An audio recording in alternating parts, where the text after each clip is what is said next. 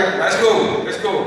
So, one thing about it, we were going to be the best team in the whole NBA that year. And that game against the Pistons was the game that, because they had just came off a championship. So like, this was our test.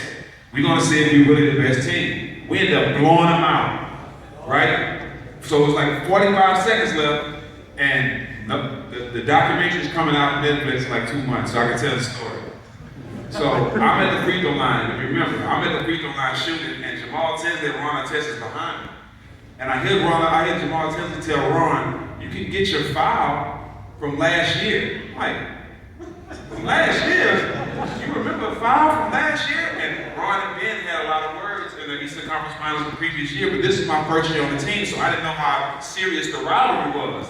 So I'm like, okay, you don't need to tell Ron much for him to do something crazy. He gonna do it on his own, right? So I'm like, okay, cool.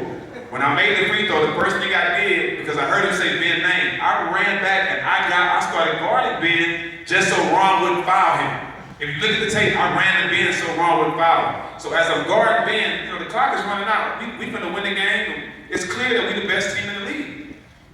As I'm letting Ben score, I'm letting him score because we up 15, so his 2 points didn't matter. I was trying to let the clock run out, and as I'm letting him score, Ron just comes from out of nowhere like Batman, and boom, it just hit Ben. And what y'all don't know, when you see the video, when Ben got fouled, he got 10 times bigger by the second. He just swore like a rock by the second. So I backed up. That was not my weight class. I backed on up, and a lot of things happened that day, but we all friends.